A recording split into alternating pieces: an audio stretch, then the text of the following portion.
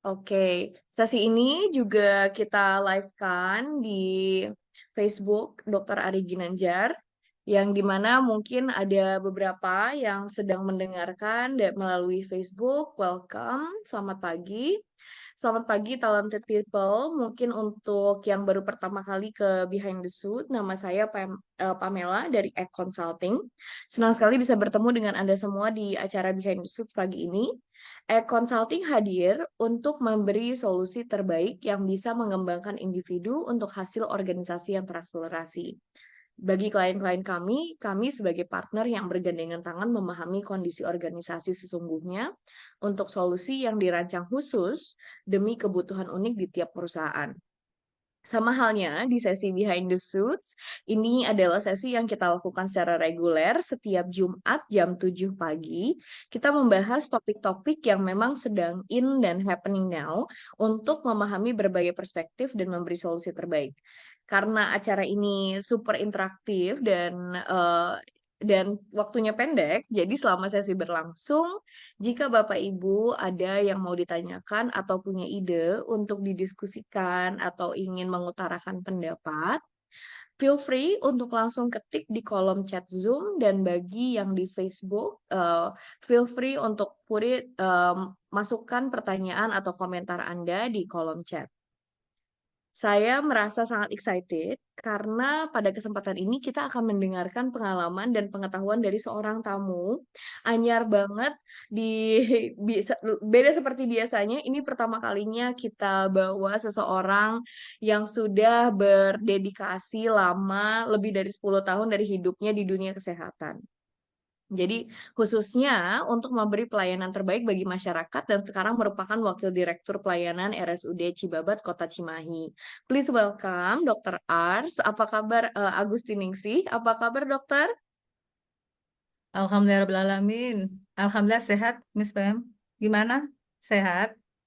Sehat, Alhamdulillah dokter. Terima kasih banyak sudah meluangkan waktunya di ngobrol seru pagi ini. Sebelum kita ngobrol-ngobrol lebih lanjut, tema kita hari ini adalah senyum dalam setiap tantangan. Jadinya kunci pelayanan prima yang tak terhentikan. Yang mungkin Bapak Ibu juga bisa merasa relate, apalagi kalau Bapak Ibu juga berada di dunia kesehatan.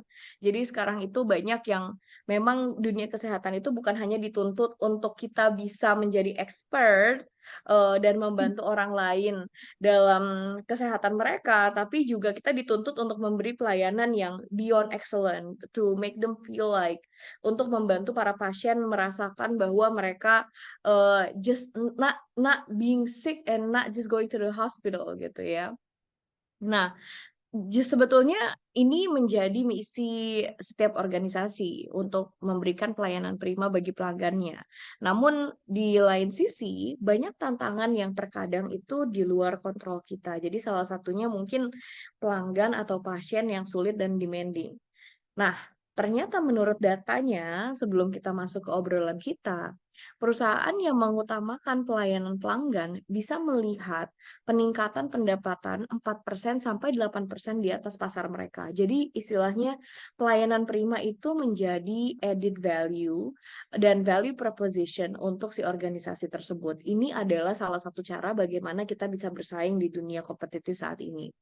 Namun, 73% pelanggan melaporkan bahwa satu pengalaman buruk dengan layanan pelanggan bisa membuat mereka beralih ke merek lain. Meskipun sebelumnya mereka menyukai merek tersebut. Dan itu banyak banget pelanggan yang mengatakan itu. 73% katanya kalau saya punya interaksi buruk, well, I immediately check out. Saya langsung lihat kompetitor lainnya. Karena ya realitanya we are not the only one in this world kan. Jadi sudah banyak opsi bagi para pelanggan sekarang dan mereka bisa lebih mudah mencarinya dengan teknologi. Nah, ini menjadi topik yang menarik karena mengelola pelanggan yang sulit adalah tantangan yang dihadapi hampir di setiap unit bisnis, bukan hanya tadi di dunia kesehatan. Jadi menjaga profesionalisme dan juga tetap memberikan pelayanan berkualitas di tengah situasi tersebut menjadi sangat penting untuk menghindari dampak negatif dari bisnis itu tersebut. Nah, untuk memahami lebih dalam, sebetulnya kita punya video yang belakangan ini sempat viral Video ini sangat viral banget sekarang di TikTok untuk menunjukkan bagaimana sih perspektifnya gitu ya. Sebelum kita obrolin di Dokter Ars seberapa itu relate di dunia kesehatan. Silahkan Acel, kita lihat videonya dulu.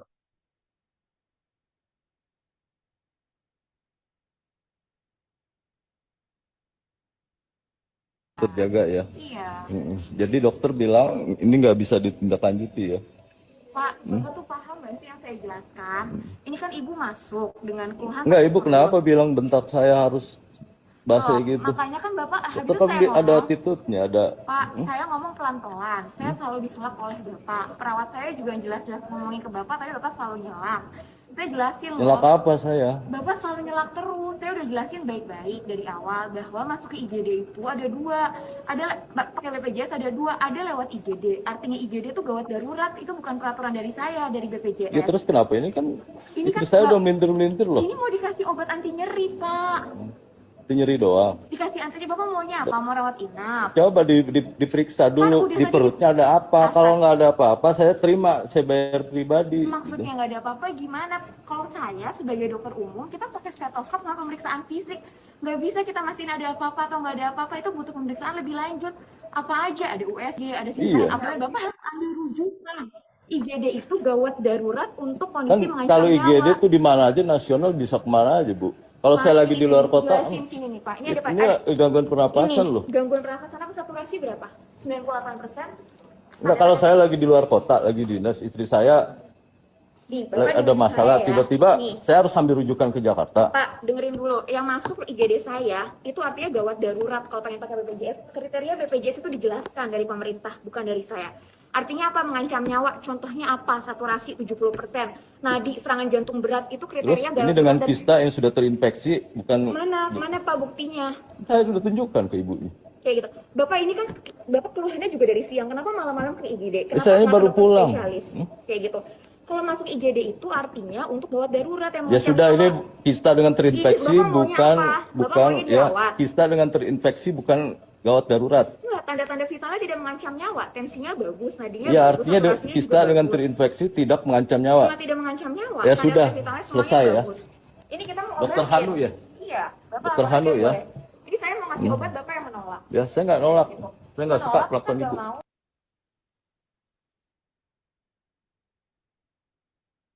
Ini apa menarik sekali ya. Makanya sebetulnya kalau di TikTok di video itu di kolom komentar itu ada yang memihak ke si pasien, tapi nggak sedikit juga yang memihak ke si dokter gitu dan berempati kepada situasi dokternya pada saat itu. Jadi video ini sebetulnya dok lagi menuai huru-hara banget di media sosial. Walaupun dalam video tersebut kelihatan nih dokternya lagi terlihat sedikit emosi kan. Namun di netizen itu banyak yang membela dokter. Netizen juga sangat mengapresiasi dokter yang tetap berusaha menjelaskan dengan baik kepada pelanggannya yang sulit banget kan. Nah, kalau dari Dokter Ars sendiri menanggapi video tadi itu seperti apa sih dok dari point of view seseorang yang berpengalaman di bidang pelayanan nih dok? Eh, iya, Miss Pem, memang apa ya, lihat video tadi itu rasanya relate banget ya dengan pelayan kita sehari-hari. Terutama akhir-akhir ini ya, karena memang ada aturan dari BPJS yang mengingatkan kita, rumah sakit gitu ya, untuk pasiennya datang ke gawat darurat itu kriteria tertentu gitu, yang akan ditanggung gitu. Kalau tidak memenuhi kriteria gawat darurat, memang mereka tidak akan ditanggung oleh BPJS. Jadi mereka harus membayar sebagai pasien umum. Contohnya misalkan yang mengancam nyawa, tadi seperti yang disampaikan dokter tadi ya, kemudian yang ada gangguan nafas, pernafasan, kemudian sirkulasi, gangguan hemodinamik, dan juga yang memang membutuhkan penanganan segera gitu ya. Artinya bila kurang dari 6 jam atau golden period itu dia tidak ditangani akan menyebabkan kerusakan yang lebih berat di organ-organ tubuh gitu ya, atau menyebabkan kematian.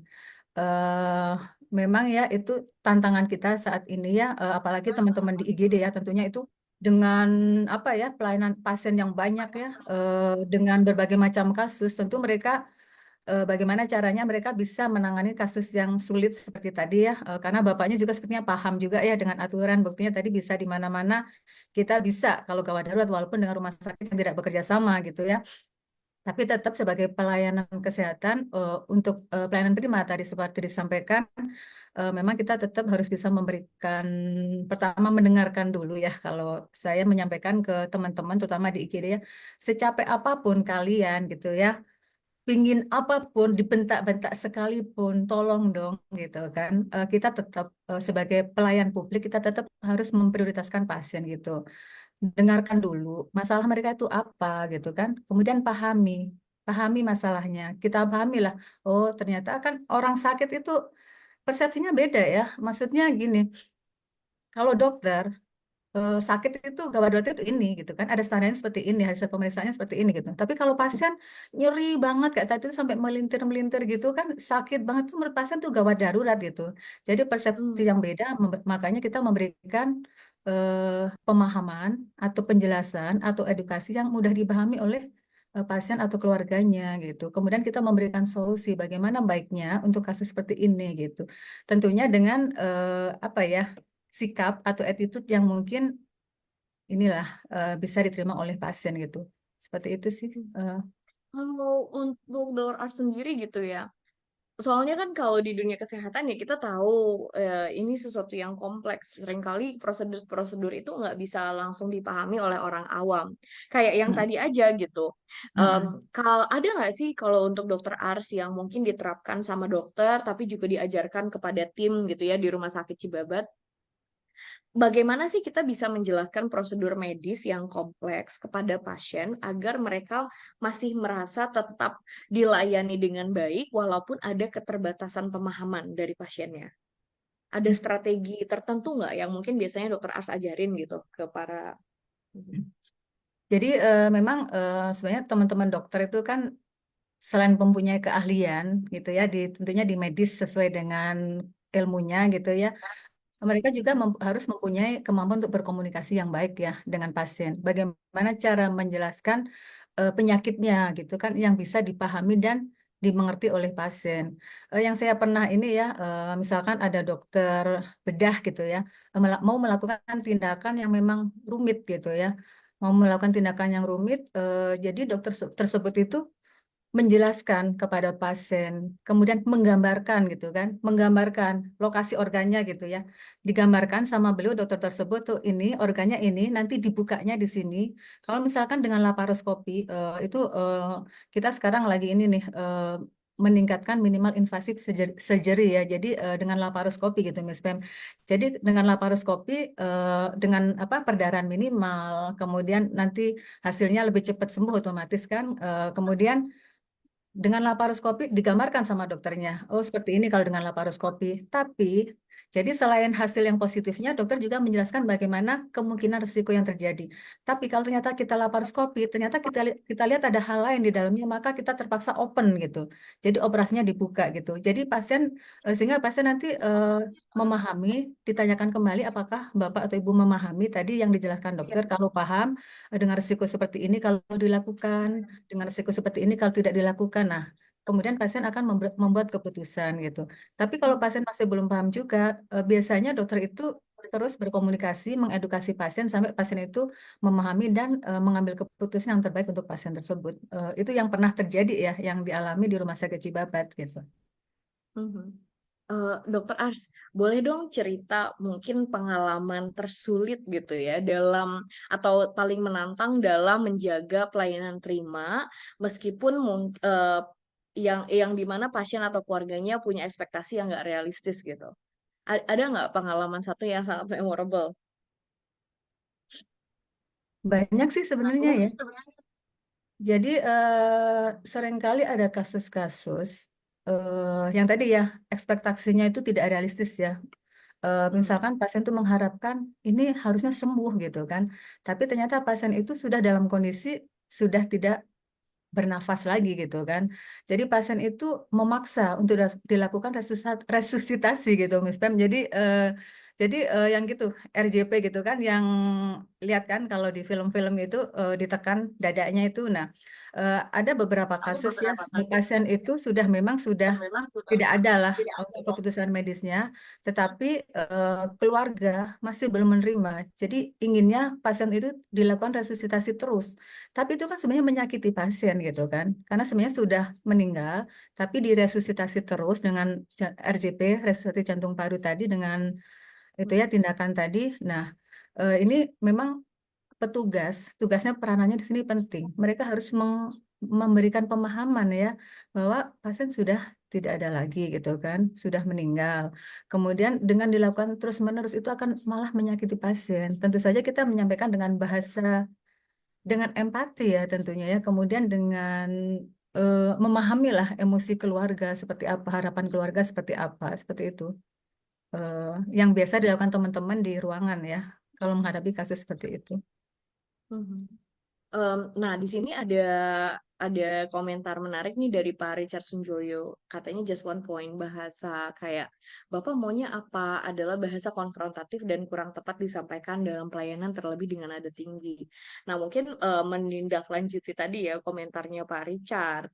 Em, Seberapa penting sih peran komunikasi gitu di dalam pelayanan prima, atau komunikasi itu adalah salah satu bagian saja untuk menunjukkan good attitude gitu, Dr. Ars? What do you think? Komunikasi itu amat sangat penting gitu kan. Apalagi ini ya, yang namanya pelayanan kesehatan itu sebenarnya untuk menunjang itu sekitar 20% sih. 80% itu dari obrolan sebenarnya.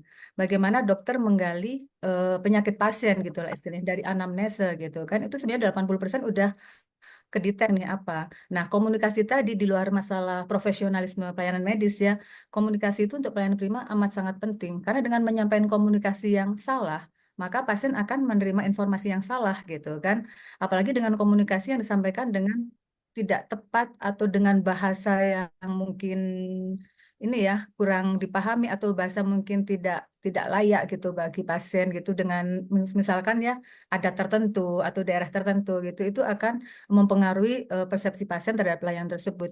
Jadi kalau di rumah sakit itu ada namanya komunikasi efektif, Miss Pem gitu kan. Jadi bagaimana informasi yang kita sampaikan oleh pemberi informasi itu nyampe ke penerima informasi gitu, tanpa tanpa ada ini ya. Jadi informasinya 100% nyampe.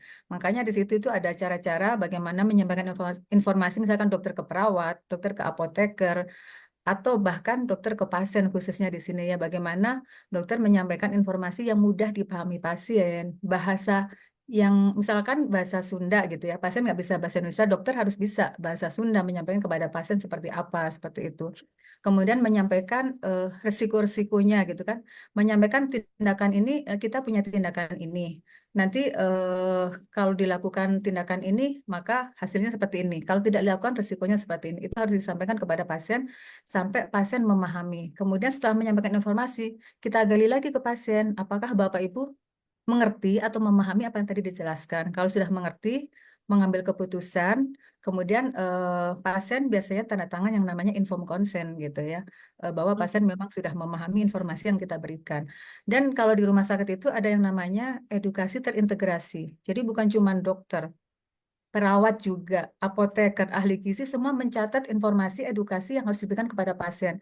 Bagaimana kalau perawat, bagaimana cara merawat diri supaya tidak infeksi bekas operasi gitu. Kalau ahli gizi, makanannya seperti apa gitu kan. Kemudian kalau apoteker, bagaimana cara minum obat, itu disampaikan semua dengan bahasa yang mudah dipahami dan dimengerti pasien, sehingga mereka mengikuti instruksi yang diberikan oleh dokter tersebut atau petugas yang lain, seperti itu sih. Jadi intinya penting sekali komunikasi. Nah, tadi kan kita ngomongin gimana kita yang memberi pelayanan prima ke pasien kan, Dok. Of course, kalau dokter ya sebagai wakil direktur pelayanan dan sudah lama berjabat gitu ya, ini sesuatu yang mudah gitu. Nah, eh, pernah nggak tantangannya gimana ketika dokter harus memastikan bahwa tim itu juga sama pahamnya selayaknya kayak dokter yang menangani pasiennya gitu loh dok. Karena kan kita seringkali kan sebagai pasien nggak semua ketemu dokter tuh. Nah tantangannya apa tuh dok kalau untuk bagaimana sih kita bisa membentuk tim kita bisa melayani seperti diri kita gitu. Iya ya. Apalagi ini nih, banyak sekali kan pegawai rumah sakit Cibabat gitu kan, ada 1.000 lebih lah gitu kan. Dari 1.000 orang itu pasti mempunyai beda-beda gitu kan, dasarnya beda-beda gitu, attitude-nya beda-beda, walaupun mereka di pelayanan mungkin ada oknum gitu kan, seperti itu. Nah di sini khususnya saya ya seringkali menyampaikan atau mengingatkan kepada teman-teman semua, baik itu di apel pagi, baik itu di acara-acara pembinaan pegawai, bahwa sangat penting kita memberikan pelayanan yang terbaik kepada pasien gitu kan, sesuai dengan standar tentunya ya, standar pelayanan yang kita miliki dan untuk kepuasan pasien tersebut gitu, seperti itu sih. Jadi itu selalu kita tanamkan bagaimana kita memberikan pelayanan yang terbaik gitu. Kalau bisa itu tadi ya, beyond expectation ya kata Miss Pem ya, Iya, melebihi ekspektasi dari pasien gitu, harapannya seperti itu. iya. Jadi memang Em, idealnya sih ada semacam ini ya, perlu pelatihan secara terus-menerus gitu ya. Terutama teman-teman yang menghadapi langsung pasien gitu loh. Bagaimana mereka bersikap, berkomunikasi sehingga pasien merasa nyaman gitu. Dengan merasa nyaman aja sebenarnya pasien itu penyakitnya langsung berkurang tuh sakitnya gitu kan. Misalkan kita ngajak ngobrol apa komunikasi enak gitu pasiennya langsung sekian persen udah hilang tuh nyerinya gitu. mhm, Kalau pasiennya nggak sakit-sakit amat, kitanya jutek gitu ya, apalagi nggak ada senyum gitu ya, terus ngomongnya bentak-bentak gitu ya, ya itu tambah mhm. sakit lah, tambah marah lah pasien gitu, seperti itu. Sebelum saya ke ini pertanyaannya Pak Fauzan, tapi kayaknya ini berkaitan juga dengan pertanyaannya Pak Yadi. Jadi saya skip dulu yang Pak Fauzan, mohon izin saya ke Pak Yadi dulu. Pak Yadi merasa bahwa dokter yang masih muda atau junior atau dokter Gen Z milenial cenderung melayani kurang tepat katanya, sering saya rasakan. Nah, ada tidak pelajaran di kedokteran mengenai pelayanan prima? Gimana tuh dok? Kan banyak di sini yang bukan ya, bukan dokter. Jadi mungkin dokter bisa share. Apakah memang ada kesenjangan antar generasi yang dokter lihat? Apalagi ya, dokter kan pasti juga mengajarkan pelayanan prima di rumah sakit gitu ya. Selain saya tidak tahu nih, apakah di kurikulum juga ada gitu. Tapi apakah dokter pun merasakan kesenjangan antar generasi tersebut di antara para dokter untuk melayani ataupun perawat juga? Ya sepertinya benar sekali Pak ya, beda generasi sepertinya. Gen Z sekarang memang rada sulit sulit di ini ya, seperti itu. Tapi tetap kita tidak boleh apa ya namanya menyerah gitu. Justru kita harus terus memberikan edukasi, memberikan pemahaman kepada adik-adik kita bagaimana cara memberikan pelayanan yang terbaik kepada pasien-pasien kita gitu kan. Karena apa ya kalau kalau saya nyentuhnya biasanya ke teman-teman kalau apel itu setiap hari itu kita niatkan gitu kan. Aktivitas kita hari ini tuh sebagai ibadah gitu kan. Kalau kita Mhm. ibadah gitu kan kita nggak ada ruginya kan. Kita akan berusaha yang terbaik gitu kan. Berusaha untuk menjalankannya dengan ikhlas seperti itu. Seperti itu sih yang selalu saya tekankan kepada teman-teman. Nah untuk kurikulum ya mungkin tiap fakultas kedokteran beda-beda ya Miss Bem ya. Bisa dimuatan apa saya kurang paham kalau yang angkatan-angkatan FK yang saat ini. Harusnya sih ada ya. Di tiap fakultas itu pasti ada muatan untuk ini ya. Kalau sekolah itu kayak muatan lokalnya ya, bagaimana attitude, bagaimana cara berkomunikasi yang baik seperti itu. Tapi kembali lagi ke pribadi masing-masing ya sepertinya. Walaupun kita kadang sudah memberikan edukasi, pelatihan terus-menerus, kemudian pembinaan segala macam, kadang kembali ke ke asli di dalam dirinya gitu. Nah itu mungkin nanti Miss Pem yang bisa lebih paham tentang itu ya. Sepertinya seperti itu. Iya. Dan memang ada ini ya dok ya. Kalau di pengalaman saya pribadi sih ada beberapa ternyata untuk melayani itu ada talentanya gitu. ada talentanya di mana seseorang akan secara natural dia ketika melihat seseorang kesulitan, dia langsung ingin menolong. Ketika dia bertemu seseorang, dia udah langsung menggali apa sih yang dia butuhkan gitu ya. Dan langsung kayak bergerak untuk menuju memberi bantuan tersebut gitu. Dan ternyata itu tuh pun apa ya, terdorong dari si talent DNA tersebut, termasuk bagaimana apakah kita akan tersenyum atau enggak gitu. Ada beberapa orang yang mungkin untuk senyum saja harus mengingatkan diri gitu ya, tapi ada beberapa orang yang senyum itu adalah memang udah defaultnya dia gitu ya, udah default mukanya, dan itu sangat berpengaruh. Ada quote dari namanya Dr. Feinberg yang merevolusi mungkin pelayanan kalau di US dulu. Dia bilang katanya the problem, mungkin Dr. Ars bisa menambahkan dan bagaimana sih relevansinya dengan rumah sakit di Indonesia ya dok ya. Dia bilang the problem in healthcare is that we build the system around the wrong person. Jadi kalau buat dia seringkali permasalahan di dunia kesehatan adalah kita seringkali membentuk sistem di sekeliling orang-orang yang salah, yang sehingga si sistemnya tidak terimplementasi gitu dok. Kalau menurut dokter gimana? Apa sih, kadang-kadang kan udah banyak SOP-nya ya dok ya, tapi ternyata kenapa sih si rumah sakit ini selalu gagal? Seberapa persen itu berpengaruh tuh dok? Walaupun SOP-nya udah mendetail gitu.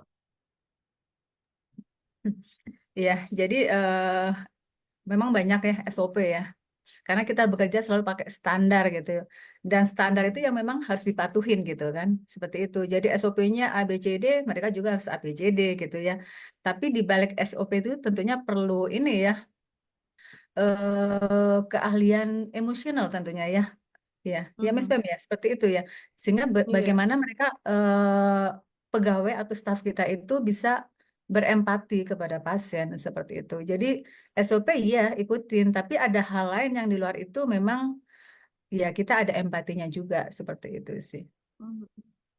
Untuk dokter R sendiri gitu ya, apalagi sebagai pimpinan rumah sakit, pernah nggak sih dok merasakan kesulitan atau mungkin pengalamannya seperti apa dalam menyeimbangkan tekanan untuk memberi pelayanan prima, pelayanan terbaik terbaik kepada pasien, eh, yang mungkin dia menuntut banyak, tapi di satu sisi harus juga menyeimbangkan tanggung jawab menjaga efisiensi operasional gitu dok. Ya, itu pasti ya. Jadi tapi intinya gini. Kita tetap harus bisa memberikan pelayanan terbaik. Artinya pelayanan yang sesuai standar dan bermutu tinggi kepada pasien. Tapi kita juga tidak boleh mengabaikan efisiensi biaya operasional. Kalau rumah sakit kita tetap bertumbuh dan jalan terus ya sampai nanti gitu, sampai panjang gitu ya jalannya. Jadi kita ada yang namanya itu kendali mutu, kendali biaya, Miss Pem. Jadi di sini Mhm. itu mutu tetap kita terus maksimalkan ya sesuai standar dan sekarang kita menggunakan yang namanya clinical pathway gitu ya. Jadi alur klinis. Di situ para profesional pemberi asuhan seperti dokter, perawat, apoteker, ahli gizi sudah ada panduan tuh. Ini pasien sakit tipes misalkan hari pertama obatnya apa saja, pemeriksaan labnya atau rongsen apa saja seperti itu kan. Kemudian hari kedua sampai mungkin hari ketujuh pasien pulang misalkan hari ketujuh pulang. Nah ini mereka harus mematuhin itu dan CP itu yang clinical pathway tadi dibuat berdasarkan standar panduan praktek klinis, panduan asuhan kefarmasian, asuhan perawatan dan asuhan lainnya dan pedoman dari Kementerian Kesehatan gitu kan. Jadi di sini mereka memang dikasih pagar gitu lah sampai hari pertama, kedua, ketiga, keempat sampai keenam pasien pulang. Jadi di sini kalau sudah ada aturan obatnya apa, penunjangnya apa, semua dokter 1, 2, 3, 4, 5 akan sama gitu obatnya, penunjangnya akan sama. Jadi di sini untuk menghindari variasi, karena dengan adanya variasi itu akan menambah biaya operasional. Misalkan lab ini nggak perlu, kenapa dokter A ngasih lab ini? Itu kan pemborosan. Mhm. Penunjang ini obat ini nggak perlu, kenapa dikasih sama dokter B? Itu pemborosan. Selain itu masa rawat itu akan sesuai 6 hari misalkan. Kenapa dokter C masa rawat 10 hari? Itu kan pemborosan seperti itu.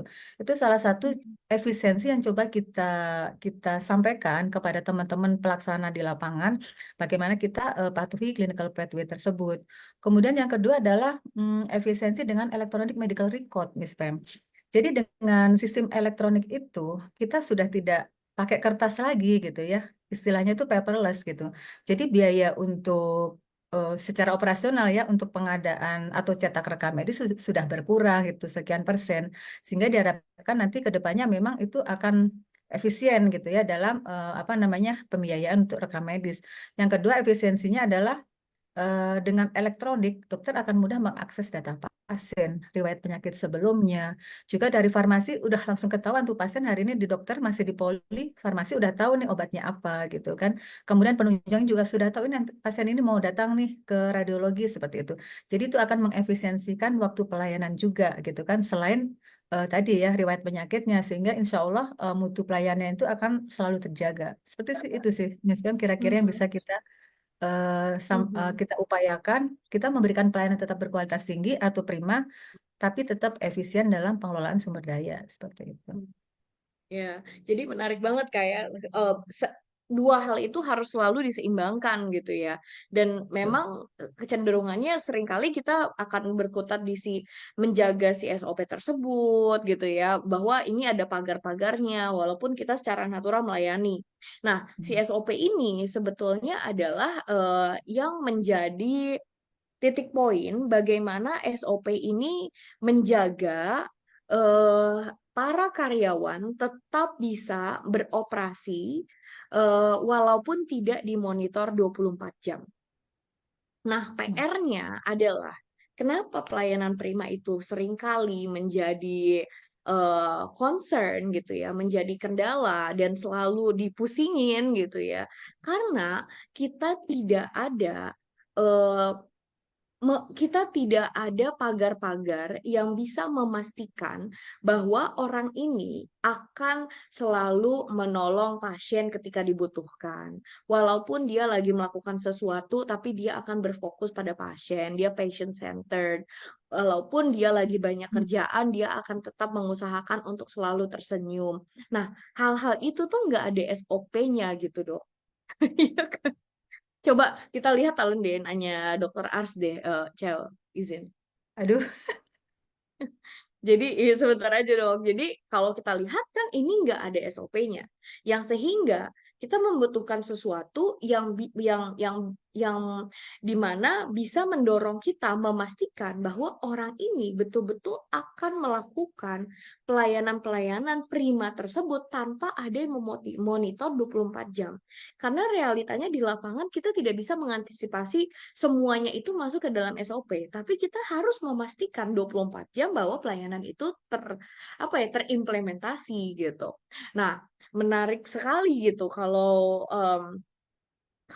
kita lihat gitu ya, bahwa sebetulnya talent DNA ini justru menjadi prekursor bagaimana kita memastikan seluruh karyawan betul-betul melayani prima tanpa harus kita monitor 24 jam karena talent DNA ini yang membentuk apa yang menjadi kecenderungan kita secara natural. Talent DNA ini sebetulnya adalah reaksi spontan kita di dalam sebuah situasi. Dan ini sudah autopilot. Jadi sehingga contoh gitu ya, kalau saya lihat di sini, dokter itu kan nomor satunya kontemplatif, nomor duanya resourceful, tiganya goal getter, empatnya courageous, limanya intuitif. Tidak harus belajar banyak tentang situasi, tapi sudah bisa membaca kondisi dengan cepat. Itu sudah natural di dokter Ars gitu ya. Yang dimana misalkan izin ya dok ya, misalkan saya punya eh, saya punya punya apa ya, saya punya karyawan seperti dokter Ars gitu ya, saya punya perawat atau dokter seperti dokter Ars, saya akan taruh di situasi di mana dokter Ars harus bertindak cepat. Dan itu sudah secara otomatis dokter akan lakukan dan langsung paham gitu.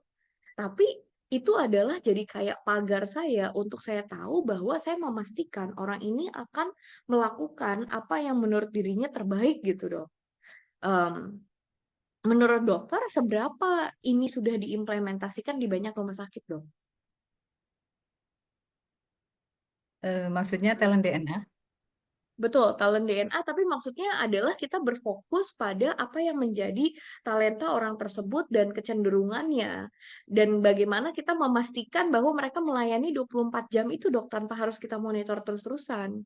Walaupun tidak ada SOP yang bisa mencakup semua kondisi gitu. Iya. Jadi ya memang pelayanan kesehatan harus tadi ya, Miss Pam sampaikan ya, patient center care. Jadi pelayanan kita harus berfokus kepada kebutuhan pasien. Itu yang kita lakukan ya. Tapi memang kita perlu integritas ya, teman-teman perlu integriti di lapangan bahwa tanpa pengawasan pun, tanpa monef dari kita pun gitu kan, mereka harus melakukan apa namanya pelayanan yang terbaik gitu kan, berfokus kepada kebutuhan pasien tadi. Jadi makanya penting sekali itu melayani dengan hati gitu ya. Kita harus melayani dengan tulus, artinya dari dalam hati gitu. Apa yang kita sampaikan dari dalam hati otomatis akan nyampe juga ke hati pasien gitu ya. Seperti itu. Jadi memang butuh talent-talent tertentu ya dari dalam teman-teman kita ya. Apa di dalamnya itu? Apakah memang dia sebagai melayani dengan hati atau seperti apa? Seperti itu. Ada juga memang yang susah ya sepertinya ya, walaupun kita motivasi, kita edukasi, tetap saja kalau dari dalam dirinya tidak ada seperti itu ya akan susah gitu Mas Pem. Kembali lagi ke talent DNA-nya tadi ya, sepertinya seperti itu.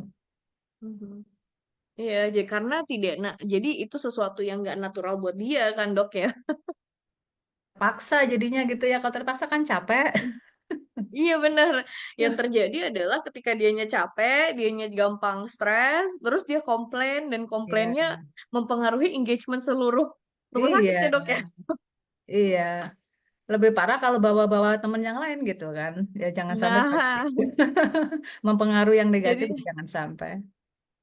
kayak kita melihat siklusnya jadinya ya dok ya. Sebetulnya mungkin Iya, bisa jadi ya orang ini memang nggak tepat aja untuk di iya betul tempat betul. tersebut gitu Mm-mm. kan.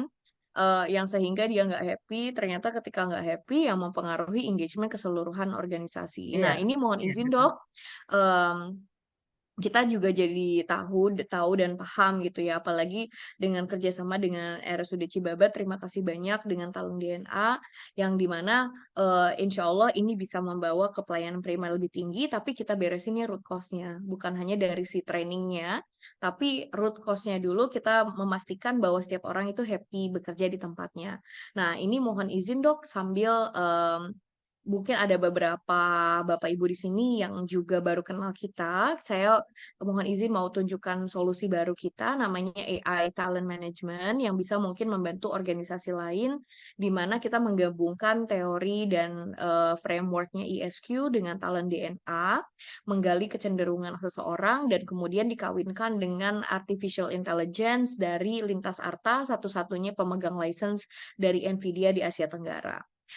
Dan dengan teknologi canggih ini harapannya bisa menempatkan karyawan yang tepat di posisi yang tepat. Izin ya dok ya, saya tunjukkan videonya dulu bagi yang belum mengetahui tentang AI Talent Management. Silakan. AI Talent Management adalah strategi manajemen talenta untuk mengakselerasi pertumbuhan organisasi melalui penempatan talenta terbaik dengan cepat, akurat, dan tanpa batas. Dengan akurasi hingga 97,9% dan hasil yang real time dalam penggalian talenta individu menggunakan Talent DNA Live Tools, teknologi ini mengintegrasikan Artificial Intelligence untuk memastikan Anda menemukan karyawan yang betul-betul cocok dengan organisasi dalam hitungan detik melalui 3 fit. Talent Fit, di mana setiap karyawan bekerja menggunakan talenta naturalnya. Job Fit, di mana setiap karyawan ditempatkan di posisi yang tepat sesuai dengan talentanya. Dan ketiga, Culture Fit, di mana dipastikan setiap orang selaras dengan nilai-nilai atau core values organisasi. Kami percaya bahwa organisasi bisa terakselerasi jika setiap karyawan bisa bekerja dengan enjoy, ease, and excellent. Apakah Anda siap untuk membawa manajemen talenta organisasi Anda ke level berikutnya? Yuk kita cek AI Talent Management. Selamat datang di AI Talent Finder, bagian dari AI Talent Management yang membantu Anda menemukan talenta terbaik dan menempatkannya di posisi yang tepat. Pertama, impor data karyawan Anda hanya dengan satu klik. Mudah dan cepat. Data Anda siap digunakan. Selanjutnya, kirimkan live tools talent DNA kepada karyawan yang belum mengisi. Inilah saatnya mengungkap kekuatan tersembunyi tim Anda. Sekarang, mari kita mengatur job fit. Pilih keterampilan dan kompetensi yang Anda butuhkan sesuai dengan kebutuhan Anda, cepat dan mudah. Selaraskan tim Anda dengan budaya perusahaan. Pilih nilai-nilai yang paling penting bagi Anda atau core values untuk kecocokan budaya perusahaan Anda. Nah, sekarang mari kita mulai mencari karyawan ideal Anda. Job Fit menunjukkan siapa yang paling cocok untuk peranan ini. Berdasarkan talenta alami mereka yang sesuai dengan kompetensi pekerjaan yang Anda butuhkan. Culture Fit memastikan karyawan Anda akan berkembang dalam lingkungan perusahaan dengan menyelaraskan talenta mereka dan core values perusahaan Anda. Kami percaya tim yang bahagia membawa bisnis semakin sukses. Mau mencari talenta yang spesifik? Find by Talent DNA akan menunjukkan apa yang Anda butuhkan dengan tepat berdasarkan talent DNA yang Anda cari. Bisa jadi Anda sudah punya seseorang yang ingin Anda cari. Find by Name memungkinkan Anda melihat talenta individu, rekomendasi pekerjaan yang sesuai, dan saran pengembangan pribadi mereka yang terpersonalisasi. Dapatkan pandangan menyeluruh dengan Organization Insight. Rasanya seperti memiliki talent strategist yang selalu bersama Anda.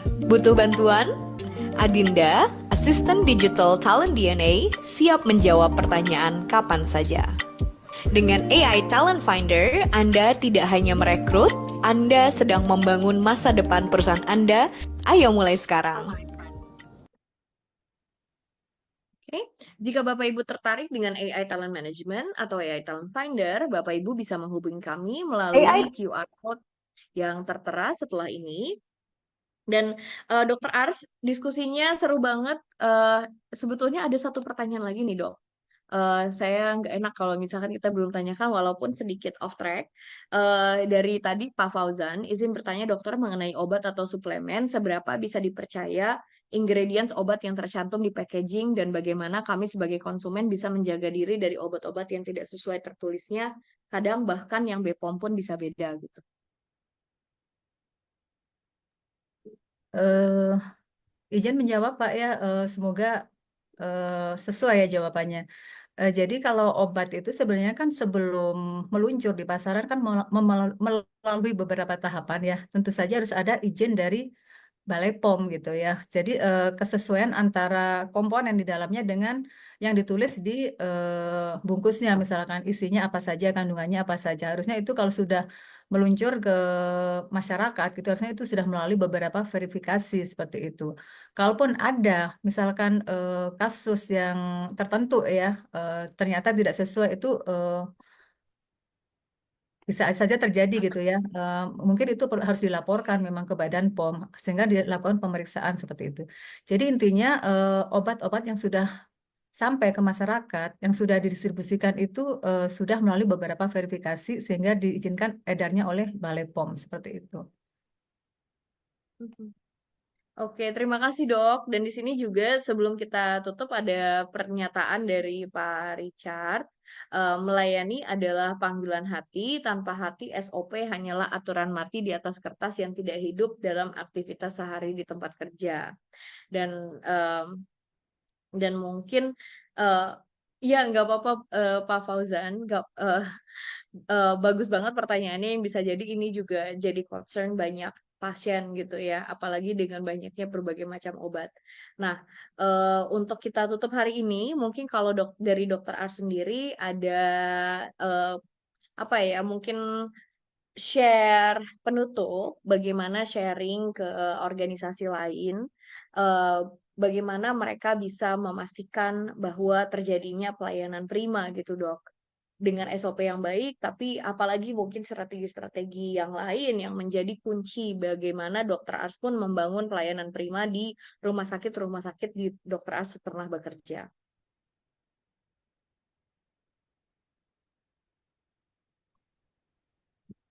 Eh, intinya setiap pasien adalah individu ya, sama dengan kita ya. Sebagai manusia pasti membutuhkan perhatian gitu kan, membutuhkan empati dan membutuhkan pelayanan yang terbaik gitu. Jadi setiap pasien, bahkan kita juga ya, kita itu pasti punya harapan gitu kan, punya kecemasan juga gitu kan, sehingga bagaimana kita bisa mengelola atau menghadapi pasien tersebut dengan empati, juga memberikan yang terbaik kepada pasien. Jadi kita juga harus memberikan profesionalisme yang tinggi, tapi juga harus memberikan pelayanan dari hati yang tulus seperti tadi, dan dijadikan pelayanan ini sebagai ibadah. Seperti itu sih intinya, Mhm. yang selalu kita sampaikan kepada teman-teman. Oke, terima kasih banyak Dokter Ars. Terima kasih banyak juga Bapak Ibu yang sudah hadir hari ini. Banyak banget ilmu yang tadi sudah di-share oleh Dokter Ars meskipun obrolan kita harus diakhiri karena waktu yang terbatas. Semoga Dokter Ars jangan bosan diundang ke Behind the Suit dan kita bisa ketemu di lain kesempatan lagi ya, Dok ya. Insya Allah. Terima kasih banyak dok. Dan untuk Bapak Ibu yang Sama-sama. hadir di Zoom ataupun yang di Facebook, selamat melanjutkan aktivitas. Dan semoga informasi yang kita dapatkan hari ini dapat bermanfaat bagi kita semua. Terima kasih sekali lagi Dokter Ars atas ilmunya, atas kesempatan yang diberikan gitu ya untuk kita bisa ngobrol bareng di pagi-pagi ini. Walaupun Dokter Ars jadinya terhambat nih sebelum ke rumah sakit harus ngobrol sama kita dulu, tapi terima kasih banyak dok. Sama-sama, Miss Payam. Terima kasih banyak ya tentang talent DNA tadi ya. Semoga itu menjadi Terima perbaikan bagi Rumah Sakit Cibabat ke depannya. Terima kasih dok. Looking forward ya dok. Assalamualaikum. Waalaikumsalam warahmatullahi wabarakatuh.